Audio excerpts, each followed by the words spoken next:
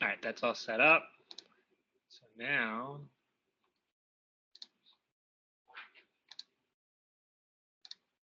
all right, so when you make it a family in Revit, it's really simple. You can go to families right here and just press new. But most likely you're not in this home screen when you're working. So when you are or have the project open in the Miller house, for example,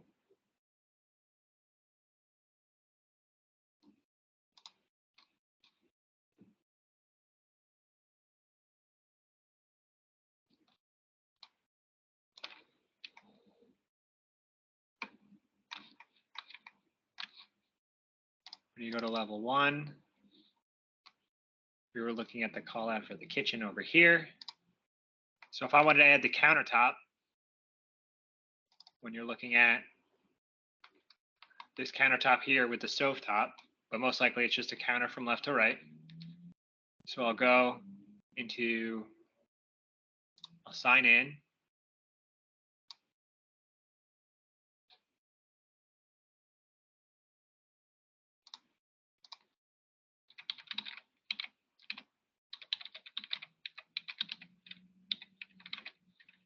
It's like a 17-step process, right?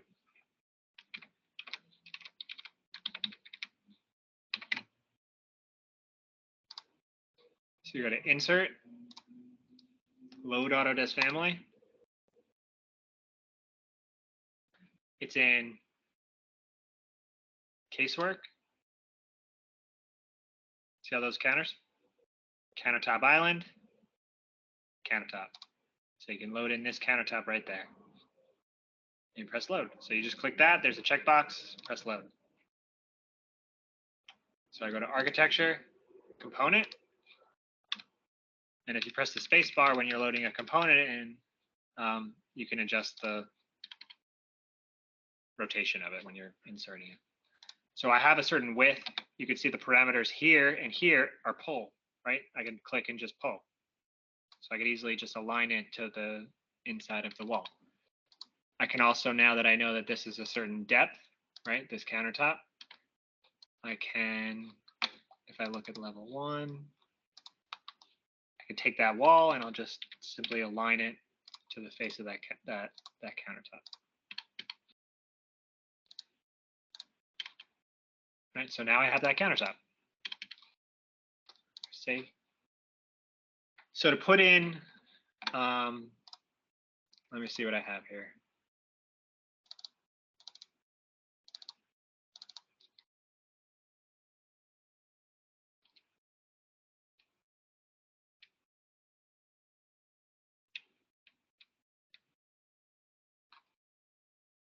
Cool. I'll put in this 3-drawer system right here, this middle one. And I'll make it from scratch, even though there's ones already loaded into the project.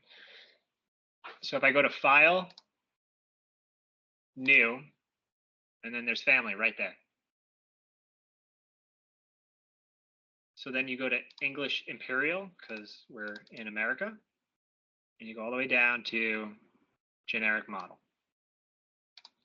There's other types of generic models, but when you look at them, you can see that generic model wall-based means that you're putting it on a wall.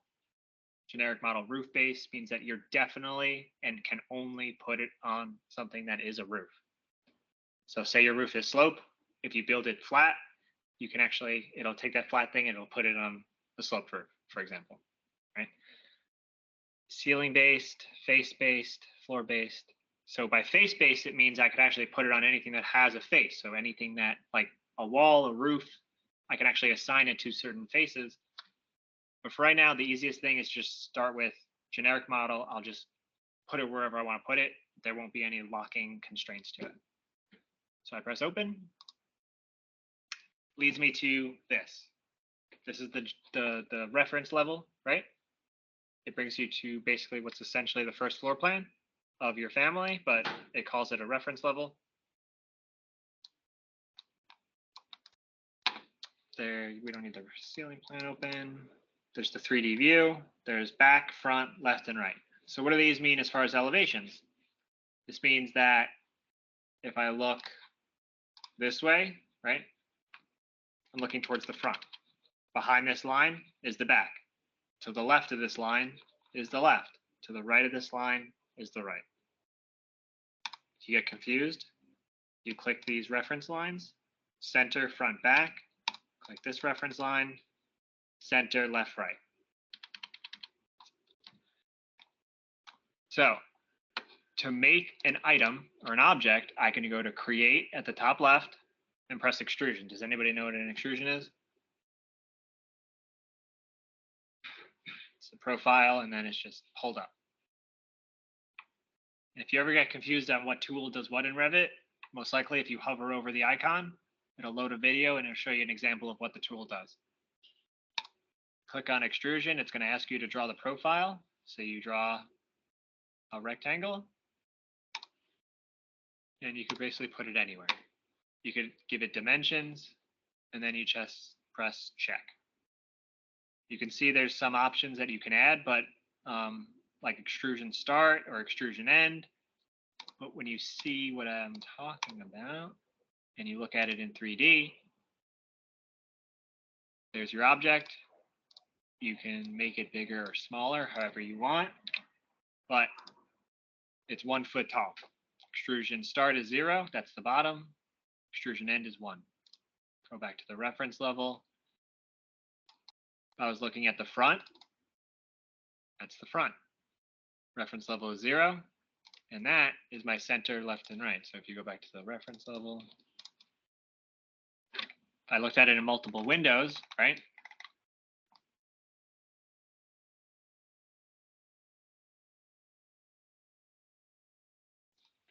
That's the front, that's the front, that's the front. So if I make the front bigger, front gets bigger. If I make the front wider to the left, it's getting wider to the left. So the reason why there's reference levels here is because when I load it into your project, right? So when you make the family, all you got to do is press load into project. It automatically lets me place it. See how my place mouse is moving and it's not in the center of the object? Because this is the center of the object. So if I wanted to, once I place it, and I could just click anywhere, once I place it, I could use the alignment of, say I want to put it on this cabinet, it'll still pick up these green lines here. It still picks those up inside the family. That's that blue line that's kind of invisible. It's the reference line. So when I make an object, I want to use these reference lines to my benefit. I probably want to put my object in the middle of those reference lines that say center. So if I go back to the family, go to view, tab view, right? What I do on every single family that I ever make, pretty much, is I make additional reference lines or reference planes. Right. So when you go to create reference planes, I draw one to the left of the center vertically, and I draw one to the right of the center vertically. I do the same thing for the top and the bottom, or the front and the back. I do that because my object that I'm making, and I use a dimension string from front to back, and then I use a dimension string from left to right. I want these lines to be the reference point or the size of my object. And to do that, I make another dimension string at the front and the side. So now that I have those reference points, I can do create, extrusion, and I can either make a rectangle and align it after and lock it to those lines. or just draw the rectangle on the lines, and then you can lock them if it's your first one. And you press check. Now, what did that do? That means if I want a wider object, I just move the reference lines and it's making it centered. If I want a deeper object or a thinner object, I move the reference lines and they're equal. Right? So I press save. So every time you make a Revit family, I save it with my project. So I go to where I'm saving it, which is my USB, my project folder. I have a Revit folder for where I'm working on the Revit files. And I always, in that Revit folder, where I keep my Revit file, I have a folder called custom families, so that I know these are all the ones that I've either made or edited along the time I'm working on the project. So this is, maybe I'll call this one the triple base cabinet.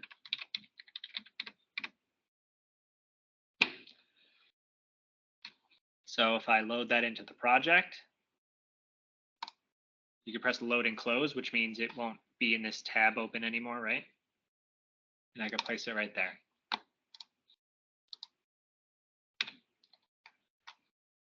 So now I have my object, but I made it too deep.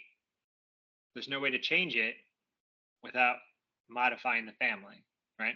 I can't, there's no parameters here that say length or width or height like I would a door, right?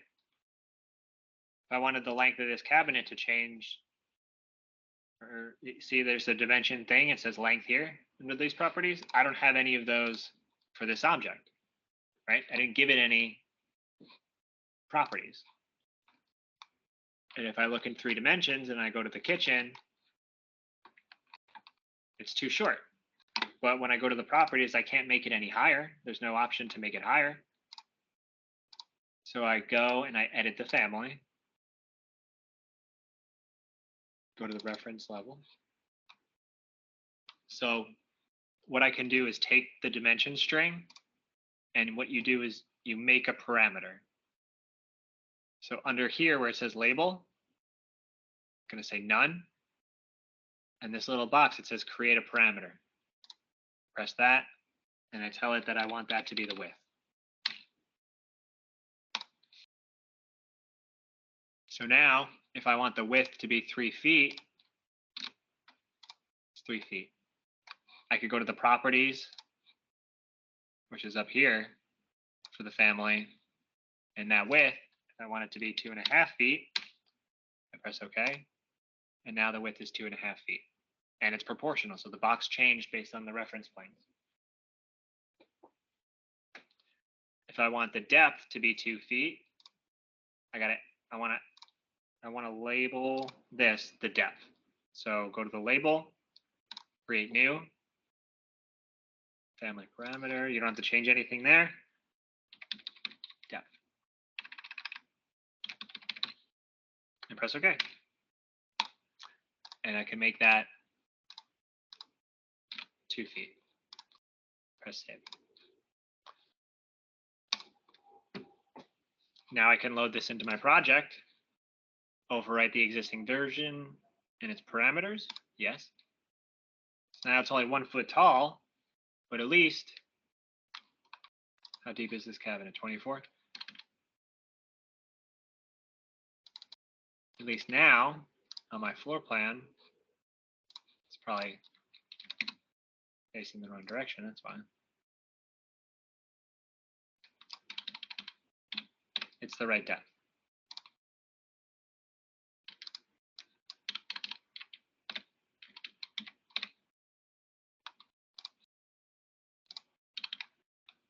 Okay. To look at the elevation of this kitchen island or this kitchen section, I could cut a section like this. So I could look at a section and just flip it and look towards the kitchen. I could also go to view, elevation, click elevation, and get an interior elevation of the kitchen. So I click Double click here, and I can adjust the length of that face. So that's the inside wall. That's probably where the kitchen ends, right there. That's the ceiling height, right? That's my foundation. And that's my cabinet. So to change the height, does anybody want to guess what we do? Right now I'm just making a box. That's all we've made. So I go to edit the family, reference level. Now if I go to front, left, right, any of them, I can make a new reference plane.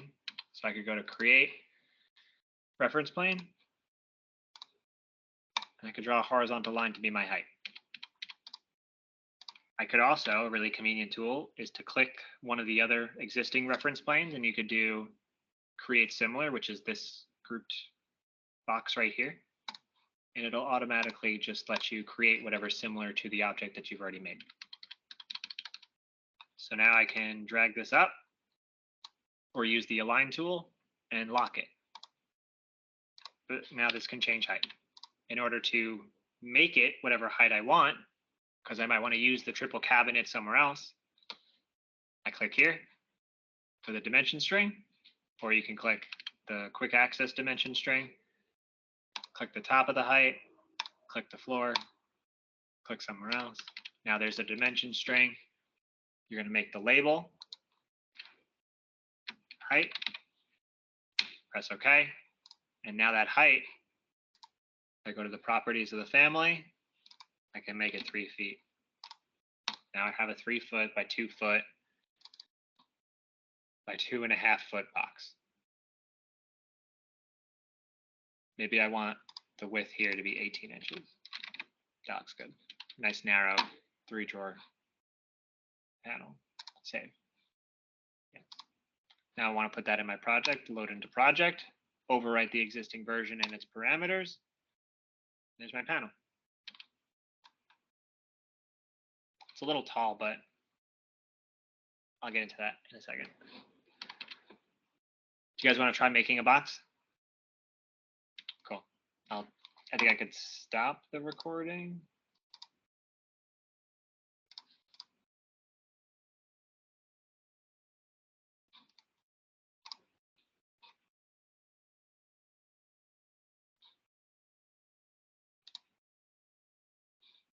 Oh boy.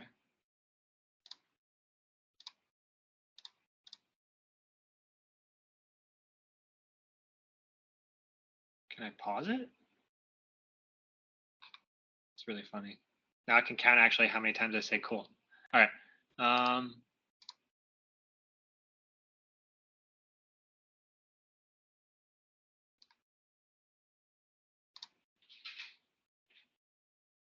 Checking Google real quick. See if Google Smith. Stop.